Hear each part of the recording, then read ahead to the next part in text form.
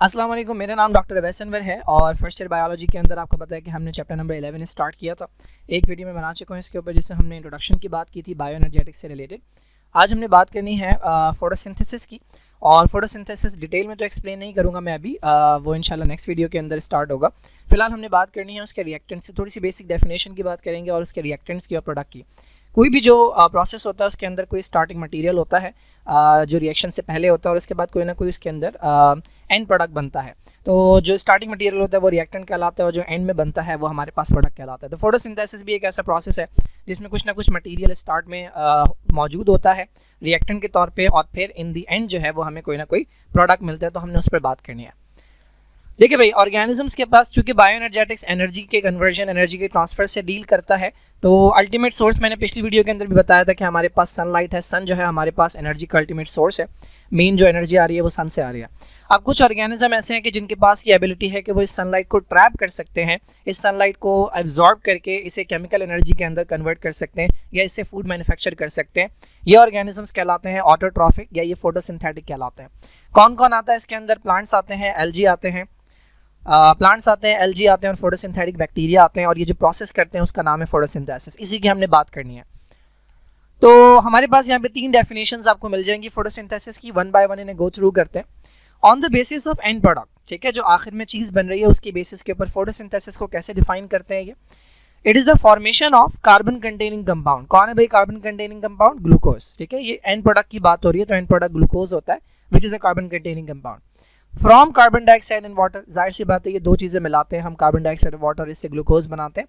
Bye eliminated green cells, water and oxygen being the by product. ठीक है, तो ये डेफिनेशन है on the basis of end product कि फोटोसिंथेसिस फॉर्मेशन है कार्बन कंटेनिंग एंड प्रोडक्ट की। कैसे बनता है? इन दोनों को मिलाते हैं, और ये दो चीज़, अच्छा, लाइट को इस्तेमाल करते हैं, और ये दो चीज़ें बाय प्रोडक्ट के तौर पर रिलीज हो जाती हैं। इन टर्म्स ऑफ एनर्जी अगर आप डिफाइन करना चाहें फोटोसिंथेसिस को, तो फोटोसिंथेसिस एक मेटाबॉलिक प्रोसेस है। बॉडी के अंदर जो प्रोसेस चल रहे होते हैं वो मेटाबॉलिक कहलाते हैं, जिसके अंदर लाइट एनर्जी को कन्वर्ट किया जाता है केमिकल एनर्जी के अंदर। कौन सी केमिकल एनर्जी? जो बॉन्ड की शक्ल में फूड जो बनती है, इस ग्लूकोज के अंदर जो बॉन्ड्स है उनके अंदर एनर्जी है, तो वो केमिकल एनर्जी है in the presence of chlorophyll and electron carriers. ठीक है, ये इलेक्ट्रॉन कैरियर्स कौन है? इसमें आपका NADPH होता है। ये आगे जाकर जब डिटेल में हम लाइट रिएक्शन और डार्क रिएक्शन पढ़ेंगे तब समझ आएगा। 2 डेफिनेशंस हो गई। तीसरी डेफिनेशन एक और, फोटोसिंथेसिस में be defined as a biochemical anabolic process. Anabolic वो प्रोसेस होते हैं जिसके नतीजे में कोई ना कोई चीज़ बनती है। क्या बन रहा है भाई? During which simple carbohydrates are manufactured. ये है सिंपल कार्बोहाइड्रेट, जिसे आप ग्लूकोज कहते हैं। किससे बनाया जाता है? From carbon dioxide and water, इन दोनों को मिलाकर। क्लोरोफिल सेल के अंदर, जिन सेल के पास क्लोरोफिल है, in the presence of sunlight, और ऑक्सीजन जो है वो given out as a by product. तो ये 3 तरह से डिफाइन किया जाता है। रिएक्टेंट्स को देख लेते हैं। हमारे पास एक रिएक्टेंट है हमारे पास कार्बन डाइऑक्साइड, 6 मॉलिक्यूल चाहिए होते हैं इसके। एक रिएक्टेंट है हमारे पास वाटर, 12 मॉलिक्यूल्स चाहिए इसके। क्लोरोफिल आपको चाहिए, प्लांट्स के अंदर क्लोरोफिल मौजूद होता है। लाइट चाहिए जिससे एनर्जी मिलेगी, और इसके नतीजे में ये प्रोडक्ट बनेगा C6H12O6 which is called glucose, या ये सिंपल कार्बोहाइड्रेट कहलाता है। 12 में से 6 मॉलिक्यूल वाटर के जो है वो इस्तेमाल नहीं होते, तो वो हमारे पास एक्स्ट्रा होते हैं प्लांट्स के पास। और ऑक्सीजन जो रिलीज होती है वो 6 मॉलिक्यूल्स होते हैं ऑक्सीजन के, जो कि प्रोसेस के नतीजे में इवॉल्व होती है एज अ बाय प्रोडक्ट। अच्छा, अब हमने इन रिएक्टेंट्स और प्रोडक्ट के ऊपर थोड़ा सा डिटेल में बात करनी है। तो पूरा टॉपिक यही है हमारा। तो पहला जो हमारे पास रिएक्टेंट है वो है वाटर।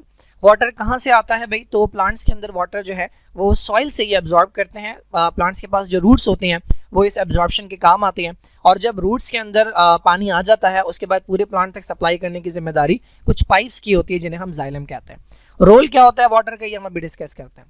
सेकेंड चीज़ है carbon dioxide. Carbon dioxide enter होती है प्लांट के अंदर, कहाँ से? छोटे छोटे होल्स होते हैं जिन्हें आप स्टोमेटा कहते हैं, ये स्टोमेटा लीव्स के अंदर मौजूद होते हैं। इनके थ्रू एटमॉस्फेयर से कार्बन डाइऑक्साइड एंटर होती है। तीसरी चीज़ है सनलाइट। लाइट है, या सनलाइट कह लें, ये आती है सन से, और इसको कैप्चर करने के लिए मौजूद होते हैं हमारे पास प्लांट्स के पास क्लोरोफिल के मॉलिक्यूल्स। ठीक है, जिस तरह से सोलर सेल्स घरों में लगते हैं जो कि सनलाइट को कैप्चर करते हैं और उसे इलेक्ट्रिकल एनर्जी में कन्वर्ट करते हैं, तो इनके पास भी ये फोटोसिंथेटिक सेल्स हैं, फोटोसिंथेटिक एपरेटस कहते हैं इसे, जो कि क्लोरोफिल की शक्ल में होते हैं, दूसरे पिगमेंट की शक्ल में होते हैं। इनका काम लाइट को ट्रैप करना होता है। अच्छा, वो ऑर्गेनिज्म जो पानी के अंदर रहते हैं, चाहे यूनिसेलुलर चाहे मल्टीसेलुलर हो, उनके पास कार्बन डाइऑक्साइड एटमॉस्फेयर से नहीं आती बल्कि पानी में डिजोल्व होती है। वही कार्बन डाइऑक्साइड ये अपनी बॉडी में लेकर जाते हैं, और जो ऑक्सीजन ये रिलीज करते हैं वो भी किस में शामिल हो जाती है? वो भी वाटर के अंदर शामिल हो जाती है। ये तो हो गए रिएक्टेंट की बात। Now let's talk about the product, जो मोस्ट इंपॉर्टेंट प्रोडक्ट है। देखिए एक प्रोडक्ट तो वाटर भी बन रहा है, अगर आप इक्वेशन के अंदर देखेंगे तो प्रोडक्ट साइड के ऊपर ये रिएक्टेंट साइड है और ये प्रोडक्ट साइड है। प्रोडक्ट साइड के ऊपर वाटर भी है और ऑक्सीजन भी है, but they are not important.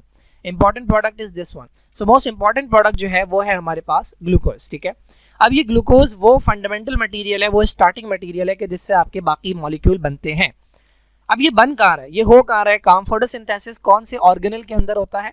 तो प्लांट्स के अंदर फोटोसिंथेसिस होता है क्लोरोप्लास्ट के अंदर, ठीक है। अगर ये ग्लूकोज बनने के बाद क्लोरोप्लास्ट के अंदर ही रहे तो इस ग्लूकोज को मिलाकर दूसरे ग्लूकोज के साथ मिलाकर लंबी लंबी सी चेन बना दी जाती है, जिसे आप कहते हैं स्टार्च। स्टार्च जो है बेसिकली ये कॉम्प्लेक्स कार्बोहाइड्रेट है, बड़ा कार्बोहाइड्रेट है, जिसे स्टोरेज के तौर पर इस्तेमाल किया जाता है।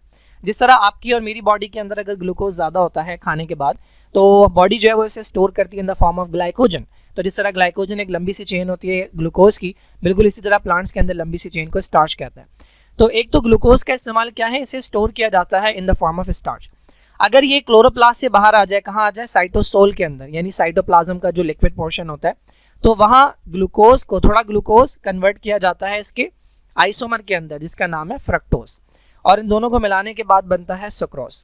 और इस सुक्रोज को इस्तेमाल किया जाता है प्लांट पूरी बॉडी के अंदर फूड को ट्रांसपोर्ट करने में। आपने पढ़ा होगा कि जाइलम का काम होता है पानी को ट्रांसपोर्ट करना, और फ्लोएम का काम होता है फूड को ट्रांसपोर्ट करना। तो फ्लोएम के अंदर जो खाना पूरी प्लांट की बॉडी में जाता है वो ग्लूकोज की शक्ल में नहीं जाता, बल्कि वो सुक्रोज की शक्ल में जाता है। इसी ग्लूकोज से बनाए जाते हैं लिपिड, यानी ऑयल के अंदर कन्वर्ट किया जाता है। आपको पता है प्लांट्स जो हैं वो एक बहुत इंपॉर्टेंट सोर्स है ऑयल का। एनिमल से हमें फैट्स मिलते हैं, प्लांट से हमें ऑयल्स मिलते हैं, ठीक है। तो जितने भी ये आपके बीज होते हैं, सीड्स जो हैं, उनसे ऑयल मिलता है, लाइक कोकोनट ऑयल है या दूसरा हमारे पास ऑयल्स हैं, पाम ऑयल है या डेट ऑयल है। तो ये सारे ऑयल्स जो हैं ये जो बनते हैं ये भी ग्लूकोज से ही बनते हैं। And the last thing is, अगर ग्लूकोज को कंबाइन किया जाए नाइट्रोजन के साथ और सल्फर के साथ और फास्फोरस के साथ, तो इन्हें कन्वर्ट किया जा सकता है अमाइनो एसिड के अंदर, और उस अमाइनो एसिड से क्या बनाई जा सकती है? प्रोटीन। तो ये हमारे पास सेंटर में ग्लूकोज है, कहाँ चला गया ये हमारे पास सेंटर में ग्लूकोज है। इससे स्टोरेज प्रोडक्ट बनाया जा सकता है, जैसे आप स्टार्च कहते हैं। कब? अगर ये क्लोरोप्लास्ट के अंदर है। अगर ये साइटोप्लाज्म के अंदर चला जाए तो इससे सुक्रोज बनाया जाता है, जो कि ट्रांसपोर्ट मटेरियल है। इसी ग्लूकोज से ऑयल्स बनाए जाते हैं, जो कि लिपिड की कैटेगरी है, और इसी ग्लूकोज से बनाया जाता है अमाइनो एसिड, जिससे आगे जाकर प्रोटीन बनाया जाता है। तो ये बेसिक प्रोडक्ट है जो कि प्लांट्स बना रहे हैं। ना सिर्फ ये एनर्जी प्रोड्यूस करता है, बल्कि इन डिफरेंट कामों के अंदर ग्लूकोज जो है वो इस्तेमाल होता है। चलो भाई, now let's talk about one by one about the reactant, ठीक है। प्रोडक्ट की तो हमने बहुत डिटेल में बात कर लिया, अब रिएक्टेंट्स की बात कर लेते हैं। नाउ रोल ऑफ क्लोरोफिल, हमें पता है कि क्लोरोफिल जो है और इस तरह के दूसरे मॉलिक्यूल्स जिन्हें आप पिगमेंट्स कहते हैं। पहली बात तो पिगमेंट्स की डेफिनेशन क्या है? प्लांट्स के अंदर वो सब्सटेंसेस जो विजिबल लाइट को एब्जॉर्ब करते हैं। विजिबल लाइट के अंदर आपके 7 कलर्स होते हैं, ये विबग्योर जिसे कहते हैं, वायलेट, इंडिगो, ब्लू, ग्रीन, ब्ला ब्ला ब्ला, ठीक है। ये 7 कलर्स जो होते हैं ये विजिबल स्पेक्ट्रम होता है लाइट का। और प्लांट्स के अंदर जो जो मॉलिक्यूल्स इन्हें एब्जॉर्ब करने की सलाहियत रखते हैं उन्हें हम कहते हैं पिगमेंट्स। तो क्लोरोफिल का आपने नाम सुना होगा, इसके अलावा आपने कैरोटीन का नाम सुना होगा या फिर ज़ैंथोफिल का नाम सुना होगा। चैप्टर नंबर 2 के अंदर आपने कैरोटीनॉइड्स पढ़े थे, वहाँ पर मैंने ये बताया था।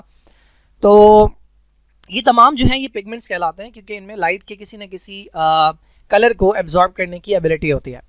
तो डिफरेंट पिगमेंट्स जो है ना, उनके पास डिफरेंट कलर को एब्जॉर्ब करने की एबिलिटी होती है, क्योंकि हर कलर की जो वेवलेंथ होती है वो डिफरेंट होती है।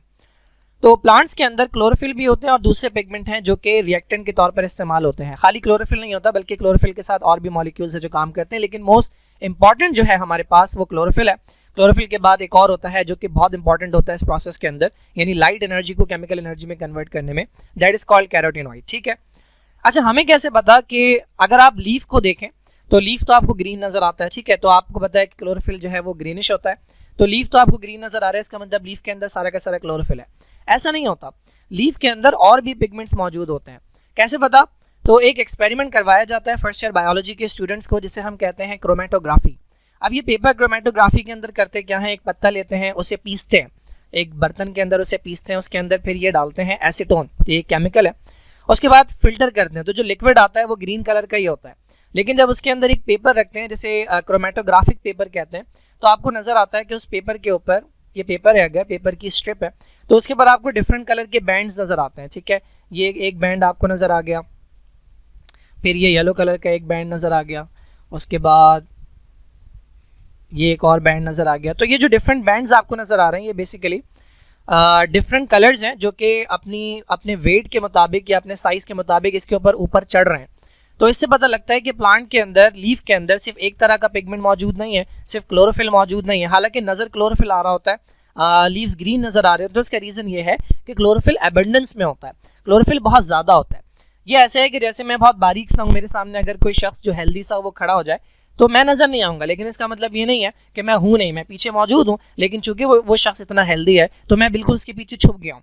तो इसी तरीके से जो बाकी पिगमेंट्स हैं वो क्लोरोफिल के पीछे छुप जाते हैं, लेकिन इस मेथड से आप देख सकते हैं कि ये सारे के सारे पिगमेंट्स मौजूद हैं।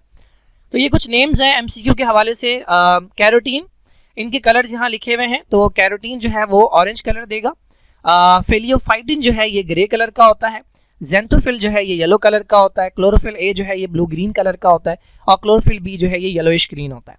क्लोरोफिल की मल्टीपल टाइप्स होती हैं, A B C D E, ए और बी जो है ये मोस्ट इंपॉर्टेंट है, और ये हमारे पास फार्मूलाज हैं, ये भी एमसीक्यू वाइज इंपॉर्टेंट है। क्लोरोफिल ए और क्लोरोफिल बी का फार्मूला है, इसमें आपको बहुत ज़्यादा सिमिलैरिटी नजर आएगी, एक दो जगह पर डिफरेंस है। देखिए मैग्नीशियम दोनों के अंदर सेम है, नाइट्रोजन दोनों के अंदर सेम है, कार्बन दोनों के अंदर सेम है, फ़र्क आता है हाइड्रोजन में और ऑक्सीजन में। जो क्लोरोफिल ए है उसके अंदर 72 हाइड्रोजन है, 5 ऑक्सीजन है, जबकि बी के अंदर 2 हाइड्रोजन कम है, 1 ऑक्सीजन ज़्यादा है।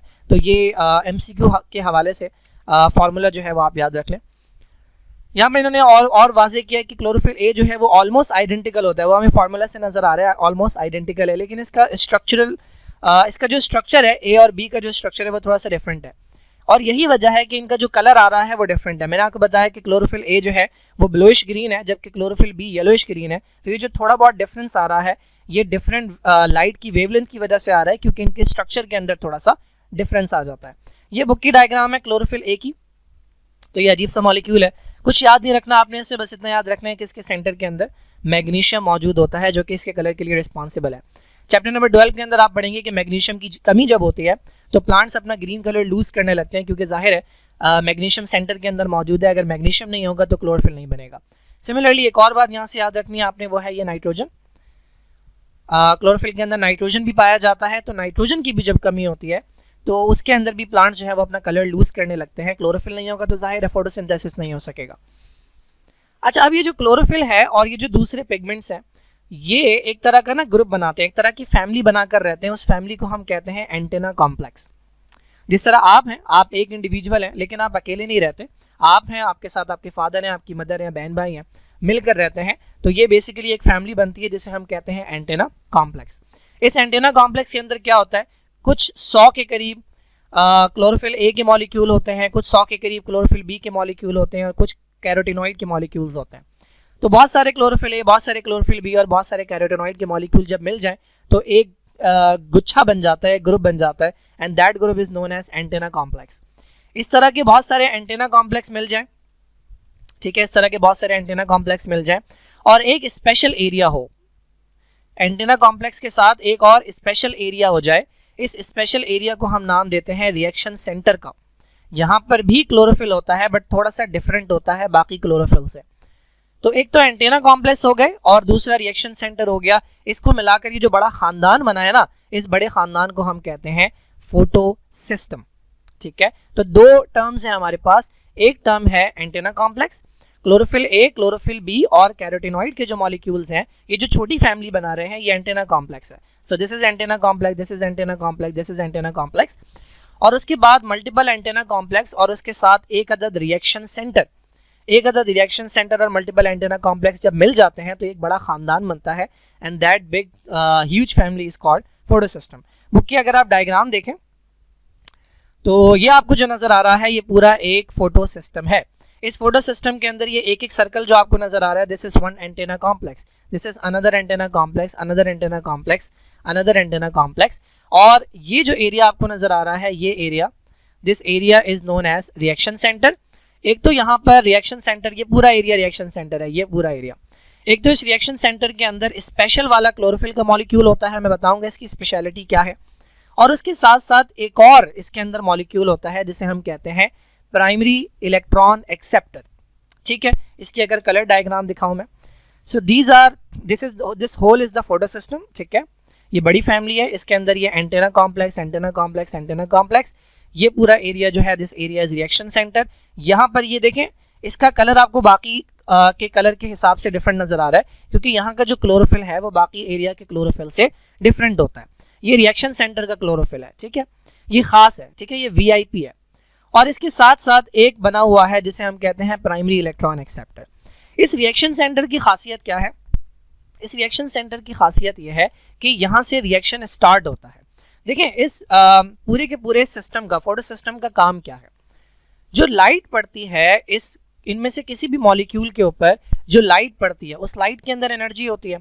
ये सैक्रिफाइस करते हैं। सैक्रिफाइस करने का मतलब यह है ये सेल्फलेस है, ये सेल्फिश नहीं है, ये मतलबी नहीं है, ये इनके पास जो भी लाइट आती है ये उस लाइट को पास ऑन करते हैं। तो देखिए इसके पास जो लाइट आ रही है इसने इसे पास ऑन किया है, यानी एनर्जी को पास ऑन किया है, फिर इसने इसे आगे पास ऑन किया है। ये तब तक पास ऑन होती रहती है, यहाँ से भी पास ऑन होगी, यहाँ से भी पास ऑन होगी, तब तक पास ऑन होती रहेगी जब तक ये इस एरिया में ना पहुँच जाए जिसे आप कहते हैं रिएक्शन सेंटर।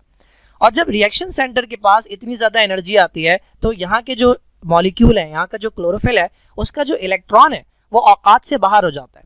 जैसे बच्चे नहीं होते, ईद के अंदर जब ईद होती है तो बच्चों के पास हर जगह से पैसा आ रहा होता है, तो ये बेसिकली वो बच्चा है। ये जो है रिएक्शन सेंटर जो है ये वो बच्चा है और ये उसके ख़ानदान वाले हैं। इन ख़ानदान वालों के पास साल भर में जो भी पैसा आता है ये पास ऑन करते रहते हैं अनलेस कि वो बच्चे तक ना पहुंच जाए। और बच्चे के पास जब इतने ज़्यादा पैसे आ जाते हैं तो वो औकात से बाहर हो जाता है।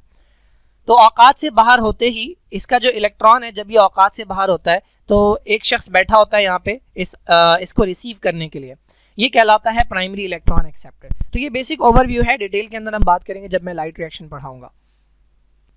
तो यहाँ पर यही बात आपको मिल जाएगी कि जब कोई भी एंटीना मॉलिक्यूल एब्जॉर्ब करता है लाइट को यानी फोटोन को, तो वो ट्रांसमिट करता है एक पिगमेंट से दूसरे पिगमेंट में। कब तक ये काम होता रहता है? जब तक रिएक्शन सेंटर के क्लोरोफिल ए तक बात ना पहुंच जाए। और यहाँ पर जब इतनी ज़्यादा एनर्जी आती है तो यहाँ का इलेक्ट्रॉन जो है वो औकात से बाहर चला जाता है और फिर ये एक से दूसरे मॉलिक्यूल तक जाता रहता है, जिससे फिर आगे जाकर एटीपी जनरेट होते हैं। ये हम बात करेंगे लाइट रिएक्शन के अंदर। अच्छा, क्लोरोफिल के अलावा मैंने बताया कि यहाँ पर कैरोटिनॉइड्स भी होते हैं जो कि ऑरेंज या येलो कलर के होते हैं। इनका भी काम होता है एब्जॉर्प्शन। देखिए क्लोरोफिल जो है ना वो एक तरह की लाइट को एब्जॉर्ब कर सकता है। तो कुछ लाइट क्लोरोफिल के मॉलिक्यूल एब्जॉर्ब करते हैं, लेकिन जिस वेवलेंथ की लाइट क्लोरोफिल के मॉलिक्यूल एब्जॉर्ब नहीं कर पाएंगे वो लाइट्स कैरोटिनॉइड जो हैं ये एब्जॉर्ब करके क्लोरोफिल के हवाले करते हैं, यानी रिएक्शन सेंटर का जो क्लोरोफिल है उसके हवाले करते हैं। तो अगर इनको निकाल दिया जाए तो ये प्रोसेस जो है ये इतना ज़्यादा एफिशिएंट नहीं होगा, क्योंकि कम लाइट, क्योंकि खाली क्लोरोफिल जो है, एक क्लोरोफिल ब्लूइश ग्रीन है, एक क्लोरोफिल येलोइश ग्रीन है, तो कुछ कलर ऐसे होंगे जो ये एब्जॉर्ब नहीं कर सकेंगे। तो ये जो कैरोटिनॉइड्स हैं ये बाकी कलर उन्हें एब्जॉर्ब करके देते हैं, जिससे ये प्रोसेस जो है ये बहुत ज़्यादा एफिशिएंट हो जाता है। देखिए कैरोटिनॉइड का एक काम तो ये है कि जो वेवलेंथ क्लोरोफिल ना एब्जॉर्ब कर पाए वो एब्जॉर्ब करके देना। एक बहुत इंपॉर्टेंट काम क्लोरोफिल जो है करता है वो अम्मी वाला काम होता है। ईद जब होती है तो सारे के सारे पैसे बच्चों के पास जाते हैं, तो बच्चे औकात से बाहर हो जाते हैं, ठीक है। अब बच्चा बिगड़ ना जाए इसके लिए अम्मा क्या करती हैं, कुछ पैसे जो है वो उससे वापस ले लेती हैं कि बाद में दूंगी। वो बात कभी नहीं आता बट वो लेके रख लेती हैं। बिल्कुल इसी तरीके से क्लोरोफिल ए जो है ये बच्चा बेचारा औकात से जो बाहर हो जाता है इसका इलेक्ट्रॉन, तो ये बहुत ज़्यादा डैमेज ना हो जाए, इससे बचाव के लिए कुछ कैरोटिनॉइड के मॉलिक्यूल क्या करते हैं, इससे एनर्जी ले लेते हैं। एक काम तो इनका इसको एनर्जी देना है, लेकिन ज़्यादा एनर्जी ना हो जाए तो ये इससे एनर्जी ले लेते हैं ताकि इसको डैमेज होने से बचा सकें। ये प्रोसेस के जिसके अंदर ये प्रोटेक्शन प्रोवाइड करते हैं, ये प्रोसेस कहलाता है फोटो रिसेप्शन। अब देखिए इस बॉक्स के अंदर इन्होंने कैरोटिनॉइड का जो फंक्शन है वो बहुत ज़्यादा वाजे कर दिया। देखिए अगर आपने फिजिक्स के अंदर थोड़ा बहुत भी पढ़ा है तो आपको पता होगा कि कोई भी सब्सटेंस हमें जिस कलर का नज़र आता है एक्चुअली वो उसका कलर होता नहीं है। फॉर एग्जाम्पल ये जो आपको नज़र आ रहा है, ये जो मैं बना रहा हूँ, ये किस कलर का नज़र आ रहा है, ये रेड नज़र आ रहा है। तो आप कहेंगे कि मेरा पेन जो है वो रेड लिख रहा है, लेकिन एक्चुअली ये रेड नहीं लिख रहा। ये रेड इसका अपना कलर नहीं है, ये रेड आपको इसलिए नज़र आ रहा है कि जो रेड लाइट इस पर पड़ रही है वो वापस जा रही है। अगर ये लाइट आ रही है तो लाइट के अंदर जो 7 कलर हैं उसमें से सारे कलर ये एब्जॉर्ब करके रेड लाइट को रिफ्लेक्ट कर रहा है। ये रेड लाइट जाती है आपकी आंख के अंदर और इस वजह से आपको ये रेड नज़र आता है। तो कोई भी चीज़ अगर आपको ब्लू नज़र आ रही है तो उसका अपना कलर ब्लू नहीं है, बल्कि ब्लू लाइट को वो एब्जॉर्ब नहीं कर रहा, बल्कि ब्लू लाइट को वो रिफ्लेक्ट कर रहा है और वो लाइट आपकी आंखों में जाती है तो आपको वो चीज़ ब्लू नज़र आती है। अब देखिए क्लोरोफिल का कलर क्या था, ब्लूइश ग्रीन और येलोइश ग्रीन। तो क्लोरोफिल अगर ब्लू ग्रीन है तो वो ब्लू लाइट को एब्जॉर्ब नहीं करेगा, वो ग्रीन लाइट को एब्जॉर्ब नहीं करेगा, ठीक है। येलो लाइट को एब्जॉर्ब नहीं करेगा, ठीक है। क्यों नहीं करेगा? क्योंकि इसको तो वो रिफ्लेक्ट कर रहा है। क्लोरोफिल जो आपको ग्रीन नजर आता है वो क्यों ग्रीन नजर आता है? मेनली ग्रीन नजर आता है ना, तो हम ग्रीन लाइट की बात करते हैं। क्लोरोफिल आपको ग्रीन नजर आता है, लीव्स आपको ग्रीन नजर आते हैं, इसका मतलब क्लोरोफिल जो है वो ग्रीन लाइट को रिफ्लेक्ट कर रहा है। अब वो जब ग्रीन लाइट को रिफ्लेक्ट नहीं कर ग्रीन लाइट को एब्जॉर्ब नहीं करेगा तो उसे ग्रीन लाइट की एनर्जी नहीं मिलेगी। तो यहाँ पर काम आता है कौन? कैरोटीनॉइड। अगर आप यहाँ देखें तो कैरोटीनॉइड जो है ये एब्जॉर्ब करते हैं किसको? ग्रीन को, ब्लू को, वायलेट को, ठीक है, और ये रिफ्लेक्ट करते हैं किसे? रेड को, येलो को और ऑरेंज को। क्लोरोफिल इनको एब्जॉर्ब कर लेता है, कैरोटीनॉइड इनको एब्जॉर्ब कर लेते हैं। इस तरह लाइट की काफी हद तक एनर्जी जो है वो एब्जॉर्ब कर ली जाती है।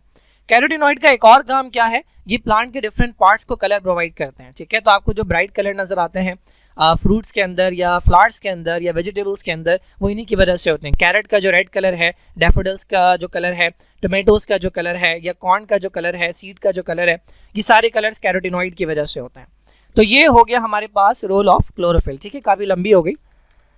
अच्छा, इसके बाद है हमारे पास रोल ऑफ लाइट। इसके ऊपर मैं बाद में आता हूँ, पहले हम बात करते हैं इन दो छोटी चीजों की, रोल ऑफ कार्बन डाइऑक्साइड और रोल ऑफ वाटर। देखिए वाटर जो है ना, ये आ कहाँ से रहा है? ये सॉइल से आ रहा है।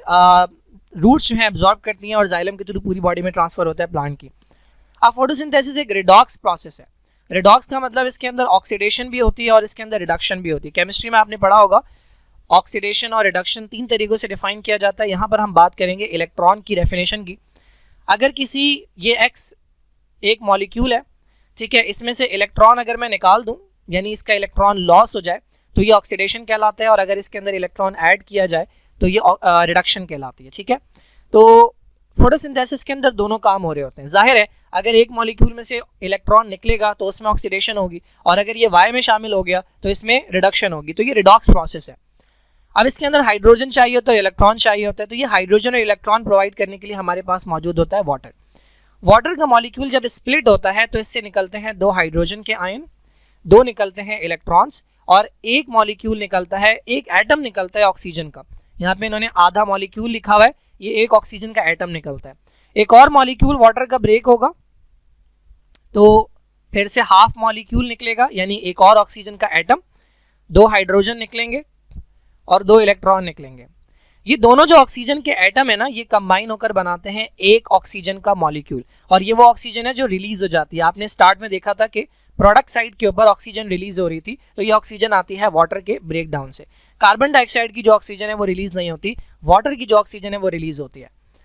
बाकी ये जो हाइड्रोजन है, कहाँ गया? ये जो हाइड्रोजन है ये जाकर चिपक जाता है कार्बन डाइऑक्साइड से। तो आप जो देखते हैं ग्लूकोज के अंदर हाइड्रोजन C6H12O6, देखिए कार्बन डाइऑक्साइड के अंदर कार्बन था और ऑक्सीजन था, तो C और O तो वहां से आ रहा है। ये जो हाइड्रोजन आ रहा है ना, ये आता है कहां से? ये वाटर से आता है। तो ग्लूकोज के अंदर जो ऑक्सीजन है ये वाटर प्रोवाइड करता है।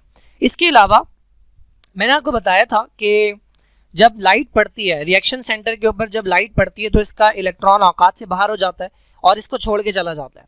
तो यहाँ पर इलेक्ट्रॉन की क्या हो जाती है? कमी हो जाती है। इस इलेक्ट्रॉन की कमी को पूरा करने के लिए जो इलेक्ट्रॉन्स आते हैं ना, वो वाटर के ब्रेकडाउन से आते हैं। तो वाटर का बड़ा इंपॉर्टेंट रोल है। एक रोल ये है कि ये हाइड्रोजन प्रोवाइड कर रहा है ग्लूकोज बनाने के लिए, और एक रोल ये है कि ये इलेक्ट्रॉन प्रोवाइड कर रहा है इलेक्ट्रॉन्स की कमी को पूरा करने के लिए, जो फोटो सिस्टम के अंदर आ जाती है। तो ये ऑक्सीजन के अंदर, ऑक्सीजन कह रहा हूँ, तो ये MCQ के अंदर पूछते भी हैं कि भाई ग्लूकोज के अंदर जो कार्बन है वो आ रही है कार्बन डाइऑक्साइड से, ऑक्सीजन आ रही है कार्बन डाइऑक्साइड से, ये हाइड्रोजन कहाँ से आ रहा है? तो ये हाइड्रोजन वाटर से आता है, ठीक है जी। Now let's talk about the role of carbon dioxide. Carbon dioxide का इंपॉर्टेंट रोल क्या है भाई? ग्लूकोज एक ऑर्गेनिक मॉलिक्यूल है। ऑर्गेनिक मॉलिक्यूल के अंदर कार्बन होता है, तो वो कार्बन कहाँ से आ रहा है? वो कार्बन डाइऑक्साइड से आ रहा है। ऑक्सीजन तो चलो मान लें हम वाटर से भी आ सकती थी, तो ऑक्सीजन इंपॉर्टेंट नहीं है, लेकिन जो कार्बन है, जो बेसिक एलिमेंट होता है ऑर्गेनिक मॉलिक्यूल का, वो कार्बन डाइऑक्साइड से आ रहा है, ठीक है। तो ये बेसिक स्केलेटन प्रोवाइड कर रहा है जो फोटोसिंथेटिक का प्रोडक्ट है उसके लिए। अच्छा, अब कार्बन डाइऑक्साइड आती कहाँ से है? कार्बन डाइऑक्साइड आती है हमारे पास प्लांट्स के पास एनवायरनमेंट से। कौन से? होल के जरिए, जिसे आप कहते हैं स्टोमेटा। अब जो ओपनिंग और क्लोजिंग है स्टोमेटा की, ये बड़ा इंपॉर्टेंट रोल प्ले करती है कार्बन डाइऑक्साइड के अंदर आने में। अगर स्टोमेटा खुला है तो कार्बन डाइऑक्साइड अंदर आ सकती है, अगर स्टोमेटा बंद है तो कार्बन डाइऑक्साइड अंदर नहीं आ सकती। और अगर कार्बन डाइऑक्साइड अंदर नहीं आ पाएगी तो फोटोसिंथेसिस नहीं हो सकेगा। आपको लग रहा है ये कैसी बेकार बात कर रहा है, स्टोमेटा क्यों बंद होगा? तो स्टोमेटा बंद होता है, या आप आगे जाकर इसी चैप्टर के अंदर पढ़ेंगे। यहाँ पर मेंशन है ना C3 प्लांट, तो एक प्लांट आप पढ़ेंगे C3 और एक प्लांट आप पढ़ेंगे C4। C3 प्लांट क्या करते हैं, जैसे ही कार्बन डाइऑक्साइड आती है ना उसको शामिल कर देते हैं एक मॉलिक्यूल के साथ और साइकिल चला देते हैं, यानी फोटोसिंथेसिस वाली साइकिल चला देते हैं, यानी ये बचा के नहीं रखते। तो इनके अंदर क्या है, जब कार्बन डाइऑक्साइड आएगी तब तक रिएक्शन होगा, जब कार्बन डाइऑक्साइड नहीं आएगी तो ये फोटोसिंथेसिस नहीं कर सकते। C4 प्लांट क्या करते हैं, जो कार्बन डाइऑक्साइड आती है उससे पहले ये स्टोर करते हैं, ठीक है, उसे ये स्टोर करते हैं और फिर इस स्टोरेज से आहिस्ता आहिस्ता निकालते हैं। तो अगर कुछ वक्त के लिए कार्बन डाइऑक्साइड नहीं भी आ रही तो ये उस स्टोरेज से काम चला सकते हैं। तो इनके पास स्टोर नहीं होता, इनके पास स्टोरेज होती है। दैट इज वाई इनके अंदर C3 प्लांट्स के अंदर अगर स्टोमेटा बंद हो जाता है तो फिर कार्बन डाइऑक्साइड की जो सप्लाई है वो खत्म हो जाती है और फोटोसिंथेसिस रुक जाता है। ये फर्दर मैं एक्सप्लेन करूंगा इसी चैप्टर के एंड के अंदर, तकरीबन एंड के अंदर टॉपिक है, नहीं फोटोसिंथेसिस के एंड में टॉपिक है। तो कार्बन डाइऑक्साइड का रोल हो गया, वाटर का रोल हो गया, क्लोरोफिल का रोल हो गया। Now let's talk about the light. Light के बारे में मेरे ख्याल में कोई ज़्यादा बात करनी नहीं है। लाइट का डुअल नेचर है, सब जानते हैं। लाइट वेव नेचर भी रखती है, पार्टिकल नेचर भी रखती है, लेकिन हमें उससे कोई काम नहीं है। फिजिक्स के अंदर जो है ये डिटेल में आप पढ़ते हैं। इंपॉर्टेंट बात क्या है, लाइट के अंदर एनर्जी होती है और वो एनर्जी कंटिन्यूस नहीं होती, बल्कि वो एनर्जी छोटे छोटे पैकेट्स के अंदर होती है। उन पैकेट्स को हम कहते हैं फोटोन, ठीक है, हाँ, उन पैकेट्स को हम कहते हैं फोटोन। अब लाइट जो है उसका रोल क्या है, लाइट ये फोटॉन्स प्रोवाइड करती है। फोटॉन से क्या हासिल होता है भाई, तो फोटॉन्स जो है वो इलेक्ट्रॉन को उसकी औकात से बाहर निकालते हैं। इलेक्ट्रॉन जो अपनी औकात में हो उसे हम कहते हैं ग्राउंड स्टेट, और जब इलेक्ट्रॉन औकात से बाहर चला जाए तो ये वाली स्टेट इसकी कहलाती है एक्साइटेड स्टेट। तो इलेक्ट्रॉन को औकात से बाहर निकालने के लिए उस इलेक्ट्रॉन को चाहिए होती है एनर्जी, यानी फोटॉन्स चाहिए होते हैं, और ये फोटॉन्स जो हैं वो उसे मिलते हैं कहाँ से, लाइट से मिलते हैं। तो लाइट का रोल ये है। एक और लाइट का रोल ये है कि ये स्प्लिटिंग के अंदर, वाटर की स्प्लिटिंग के अंदर इंपॉर्टेंट रोल प्ले करती है। तो जब फोटॉन हिट करता है क्लोरोफिल ए के मॉलिक्यूल को, कहाँ के क्लोरोफिल ए के मॉलिक्यूल को, रिएक्शन सेंटर। हर जगह का क्लोरोफिल जो है वो इस काबिल नहीं होता कि उसका इलेक्ट्रॉन औकात से बाहर जा सके। रिएक्शन सेंटर का जो क्लोरोफिल ए होता है ये खास होता है। तो फोटॉन्स की जो एनर्जी है वो ट्रांसफॉर्म होती है, इलेक्ट्रॉन्स लेते हैं और इलेक्ट्रॉन एलिवेट हो जाता है ग्राउंड स्टेट से एक्साइटेड स्टेट में, ठीक है। बस इतनी बात आपने याद रखनी है। थोड़ी सी लंबी कर लेते हैं। रेड लाइट और ब्लू लाइट, मैंने बताया था क्लोरोफिल जो है ये ग्रीन को एब्जॉर्ब नहीं करेगा। तो रेड लाइट के अंदर इतनी एनर्जी होती है कि वो इसे ग्राउंड से एक्साइटेड पे ले जाए, और ये एक्साइटेड स्टेट जो है ये -1 होती है। ब्लू लाइट के अंदर इतनी एनर्जी होती है कि ये इसे डबल एक्साइटेड स्टेट पे ले जा सकता है -2, लेकिन ये एक्स्ट्रा एनर्जी किसी काम की नहीं होती। इस स्टेट के ऊपर भी काम हो जाता है। बस ये यहाँ पर लिखा है तो मैं समझा रहा हूँ, वरना बच्चे बार बार नीचे मैसेज करके पूछेंगे क्या है, इसका मतलब क्या है। तो दोनों के अंदर जो एनर्जी है, इतनी एनर्जी भी हो कि ये एक्साइटेड स्टेट तक जा सके, -1 एक्साइटेड स्टेट तक जा सके, तब भी रिएक्शन हो जाता है। तो जो एक्स्ट्रा एनर्जी ब्लू लाइट के अंदर होती है वो क्या हो जाती है, वो लॉस हो जाती है in the form of heat, ठीक है। तो वो रेडिएशन लेस हीट के तौर पे लॉस हो जाती है, वो ज़ाया हो जाती है। तो बस इतनी एनर्जी चाहिए होती है कि ग्राउंड स्टेट से एक्साइटेड स्टेट में चला जाए, और फिर आगे ये इलेक्ट्रॉन जो निकला है क्लोरोफिल के मॉलिक्यूल को छोड़कर गया है, ये एक मॉलिक्यूल से दूसरे मॉलिक्यूल, दूसरे मॉलिक्यूल से तीसरे मॉलिक्यूल तक जाता है, और इस सफ़र के दौरान ये प्रोड्यूस करता है ATP। क्या होता है, कैसे होता है, ये इंशाल्लाह हम जब लाइट रिएक्शन पढ़ेंगे तब मैं एक्सप्लेन करूंगा डिटेल में। So this is all about reactants and products of photosynthesis.